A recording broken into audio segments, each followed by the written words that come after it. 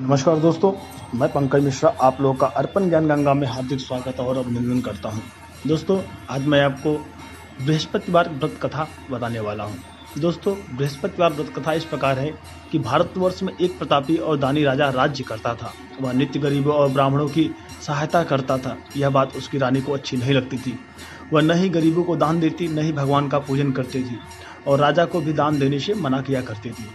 एक दिन राजा शिकार खेलने वन को गए हुए थे तो रानी महल में अकेली थी। उसी समय बृहस्पति देव साधु वेश में राजा के महल में भिक्षा के लिए गए और भिक्षा मांगी।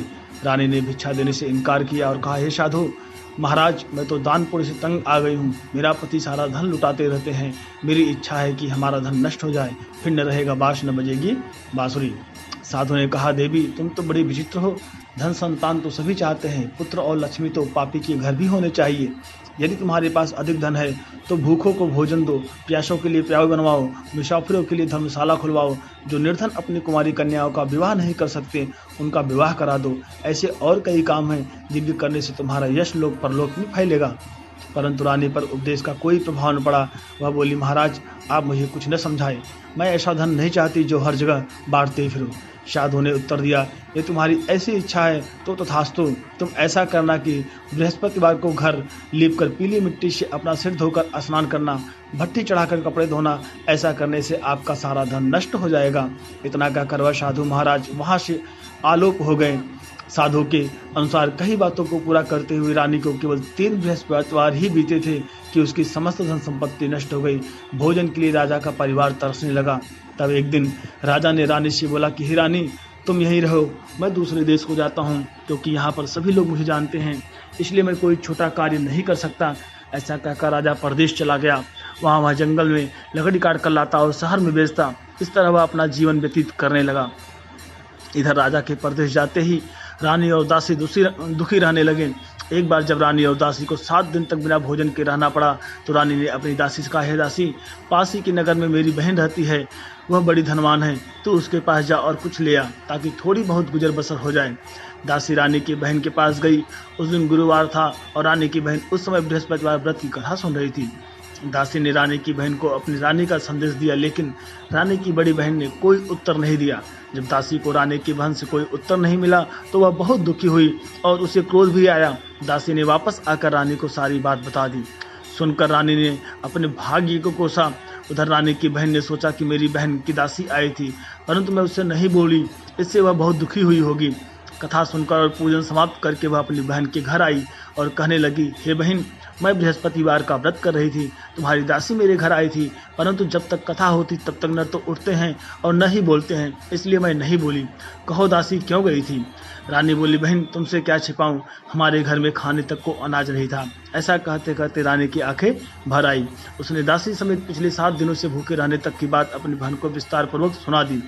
रानी की बहन बोली, देखो बहन, भगवान बृहस्पति देव सबकी मनोकामना को पूर्ण करते हैं। देखो शायद तुम्हारे घर में अनाज रखा हो। पहले तो रानी को विश्वास नहीं हुआ, पर बहन के आग्रह करने पर उसने अपने दासी को अंदर भेजा तो उसे सचमुच अनाज से भरा एक घड़ा मिल गया। यह देखकर दासी को बड़ी हैरानी हुई। दासी रानी से कहने लगी, हे रानी, जब हमको भोजन नहीं मिलता तो हम व्रत ही तो करते हैं, इसलिए क्यों न इनसे व्रत और कथा की विधि पूछ ली जाए ताकि हम भी व्रत कर सकें। तब रानी ने अपनी बहन से बृहस्पतिवार व्रत के बारे में पूछा। उसकी बहन ने बताया, बृहस्पतिवार के व्रत में चने की दाल और मुनक्का से विष्णु भगवान का केले की जड़ में पूजन करें तथा दीपक जलाएं, व्रत कथा सुने और पीला भोजन ही करें, इससे बृहस्पति देव प्रसन्न होते हैं।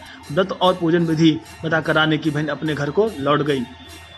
7 दिन के बाद जब गुरुवार आया तो रानी और दासी ने व्रत रखा। घुड़साल में जाकर चना और गुड़ लेकर आई, फिर उससे केले की जड़ तथा विष्णु भगवान का पूजन किया। अब पीला भोजन कहाँ से आए, इस बात को लेकर दोनों बहुत दुखी थे। चूंकि उन्होंने व्रत रखा था इसलिए बृहस्पति देव उनसे प्रसन्न थे, इसलिए वे एक साधारण व्यक्ति का रूप धारण कर 2 थालों में सुंदर पीला भोजन दासी को दे गए। भोजन पाकर दासी प्रसन्न हुई और फिर रानी के साथ मिलकर भोजन ग्रहण किया। उसके बाद वे सभी गुरुवार को व्रत और पूजन करने लगी।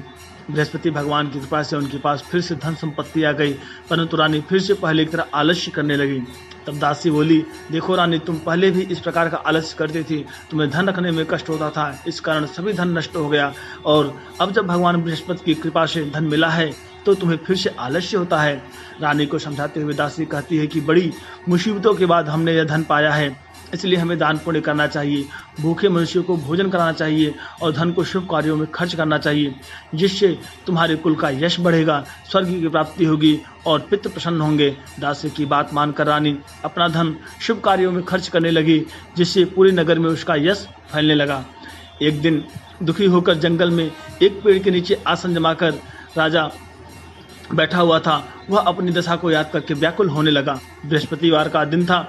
एकाएक उसने देखा कि निर्जन वन में एक साधु प्रकट हुए। साधु वेश में स्वयं बृहस्पति देवता थे। लकड़हारे के सामने आकर बोले, हे लकड़हारे, इस सुनसान जंगल में तो चिंता मग्न क्यों बैठा है? लकड़हारे ने दोनों हाथ जोड़कर प्रणाम किया और उत्तर दिया, महात्मा जी, आप सब कुछ जानते हैं, मैं क्या कहूँ? यह कहकर रोने लगा और साधु को अपनी आत्मकथा सुनाई।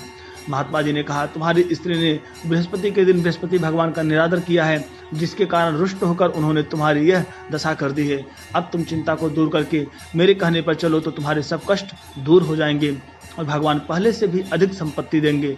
तुम बृहस्पति के दिन कथा किया करो। 2 पैसे के चने मुनक्का लाकर उसका प्रसाद बनाओ और शुद्ध जल से लोटे में शक्कर मिलाकर अमृत तैयार करो।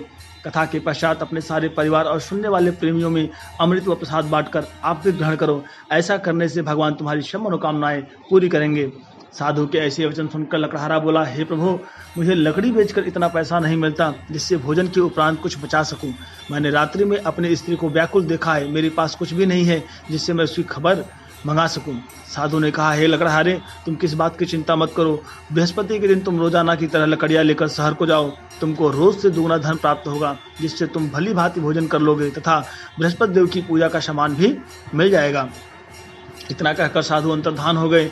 धीरे धीरे समय व्यतीत होने पर फिर वही बृहस्पतिवार का दिन आया। लकड़हारा जंगल से लकड़ी काटकर किसी शहर में बेचने गया। उसे उस दिन और दिन से अधिक पैसा मिला। राजा ने चना गुड़ आज लाकर गुरुवार का व्रत किया। उस दिन से उनके सभी क्लेश दूर हो गए। परंतु जब दोबारा गुरुवार का दिन आया तो बृहस्पतिवार का व्रत करना भूल गया। इस कारण बृहस्पति भगवान नाराज हो गए। उस दिन उस नगर के राजा ने विशाल यज्ञ का आयोजन किया था। शहर में यह घोषणा करा दी कि कोई भी मनुष्य अपने घर में भोजन न बनावे, न आग जलावे। समस्त जनता मेरे यहाँ भोजन करने आवे। इस आज्ञा को जो न मानेगा उसे फांसी की सजा दी जाएगी। इस तरह की घोषणा संपूर्ण नगर में करवा दी गई। राजा की आज्ञा अनुसार शहर के सभी लोग भोजन करने गए, लेकिन लकड़हारा कुछ देर से पहुंचा, इसलिए राजा उसको अपने साथ घर लिवा ले गए और ले जाकर भोजन करा रहे थे तो रानी की दृष्टि उस खूंटी पर पड़ी जिस पर उसका हार लटका हुआ था। वह वहां पर दिखाई नहीं दिया। रानी ने निश्चय किया कि मेरा हार इस मनुष्य ने चुरा लिया है। उसी समय सिपाहियों को बुलाकर उसको कारागार में डलवा दिया गया।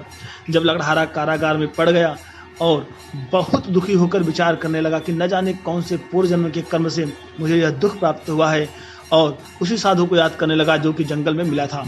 उसी समय तत्काल बृहस्पति देव साधु के रूप में प्रकट हुए और उसकी दशा को देखकर कहने लगे, अरे मूर्ख, तूने बृहस्पति देव की कथा नहीं करी, इस कारण तुझे दुख प्राप्त हुआ है।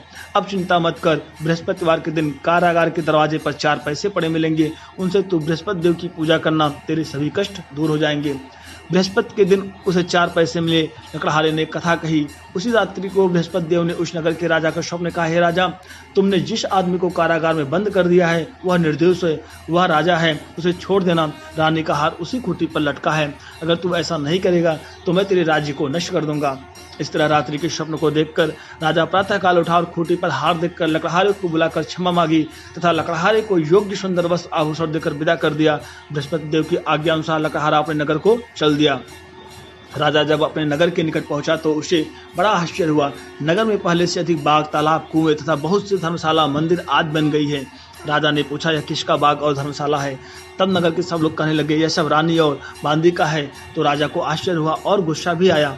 जब रानी ने खबर सुनी कि राजा आ रहे हैं तो उन्होंने बांदी से कहा, हे दासी, देख, राजा हमको कितनी बुरी हालत में छोड़ गए थे। हमारी ऐसी हालत देखकर वह लौट न जाए, इसलिए तू दरवाजे पर खड़ी हो जा। आज्ञा अनुसार दासी दरवाजे पर खड़ी हो गई। राजा आए तो उन्होंने अपने साथ लिवा लाई। तब राजा ने क्रोध करके अपनी रानी से पूछा कि यह धन तुम्हें कैसे प्राप्त हुआ है? तब उन्होंने कहा, हमें यह सब धन बृहस्पति देव की इस व्रत के प्रभाव से प्राप्त हुआ है।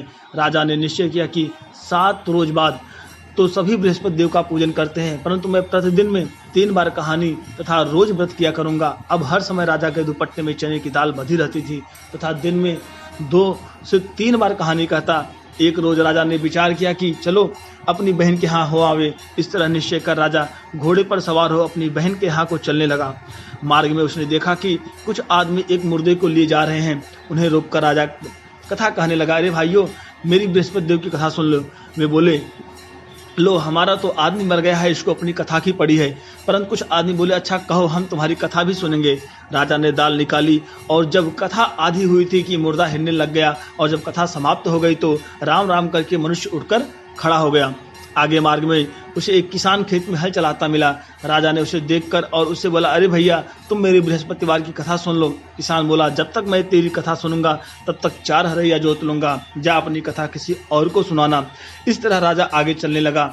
राजा के हटते ही बैल पछाड़ खाकर गिर गए तथा किसान के पेट में बड़ी जोर का दर्द होने लगा।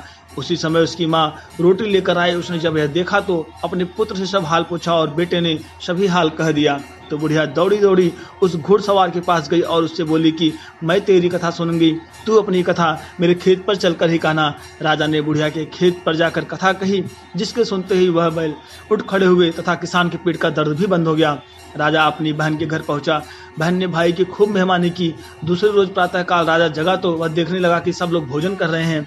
राजा ने अपनी बहन से कहा, ऐसा कोई मनुष्य है जिसने भोजन नहीं किया हो, मेरी बृहस्पतिवार की कथा सुन ले। बहन बोली, हे भैया यह देश ऐसा है कि पहले यहाँ लोग भोजन करते हैं, बाद में अन्य काम करते हैं। अगर कोई पड़ोस में हो तो देख आऊं। वह ऐसा कहकर देखने चली गई, परंतु उसे कोई ऐसा व्यक्ति नहीं मिला जिसने भोजन न किया हो। अतः वह एक कुम्हार के घर गई जिसका लड़का बीमार था। उसे मालूम हुआ कि उनके यहाँ 3 दिन से किसी ने भोजन नहीं किया है। रानी ने अपने भाई की कथा सुनने के लिए कुम्हार से कहा। वह तैयार हो गया। राजा ने जाकर बृहस्पतिवार की कथा कही, जिसको सुनकर उसका लड़का ठीक हो गया। अब तो राजा की प्रशंसा होने लगी। एक रोज राजा ने अपनी बहन से कहा कि हे बहन, हम अपने घर को जाएंगे, तुम भी तैयार हो जाओ। राजा की बहन ने अपनी सास से कहा। सास ने कहा, हाँ चली जा, परंतु अपने लड़कों को मत ले जाना, क्योंकि तेरे भाई को कोई औलाद नहीं है। बहन ने अपने भैया से कहा, हे भैया मैं तो चलूंगी पर कोई बालक नहीं जाएगा। राजा बोला, जब कोई बालक नहीं चलेगा तब तुम ही क्या करोगी। बड़े दुखी मन से राजा अपने नगर को लौट आए। राजा ने अपनी रानी से कहा, हम निर्वंशी हैं, हमारा मुंह देखने का धर्म नहीं है और कुछ भोजन आज नहीं किया। रानी बोली, हे प्रभु, बृहस्पति देव ने हमें सब कुछ दिया है, वह हमें औलाद अवश्य देंगे। उसी रात को बृहस्पति देव ने राजा से स्वप्न में कहा, हे राजा उठ, सभी सोच त्याग दे, तेरी रानी गर्भ से है। राजा की यह बात सुनकर बड़ी खुशी हुई। 9वें महीने में उसके गर्भ से एक सुंदर पुत्र पैदा हुआ। तब राजा बोला, हे रानी, स्त्री बिना भोजन के रह सकती है पर बिना कहे नहीं रह सकती। जब मेरी बहन आवे तुम उससे कुछ कहना मत। रानी ने सुनकर हाँ कर दिया। जब राजा की बहन ने यह शुभ समाचार सुना तो बहुत खुश हुई तथा बधाई लेकर अपने भाई के यहाँ आई।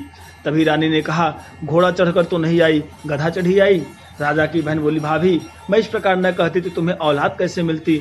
बृहस्पति देव ऐसे ही हैं जैसे जिनके मन में कामनाएं होती सभी को पूर्ण करते हैं। जो सद्भावना पूर्वक बृहस्पतिवार का व्रत करता है एवं कथा पढ़ता है अथवा सुनता है, दूसरों को सुनाता है, बृहस्पति देव उसकी सभी मनोकामना पूर्ण करते हैं। बोलो बृहस्पति देव भगवान की जय। दोस्तों, जो भी है कथा श्रद्धापूर्वक सुनता है, भगवान उसके समस्त मनों को सिद्ध करते हैं। आशा करता हूँ जानकारी आपको अच्छी लगे तो प्लीज़ चैनल को लाइक, सब्सक्राइब, कमेंट करना ना भूलिए। दोस्तों नमस्कार।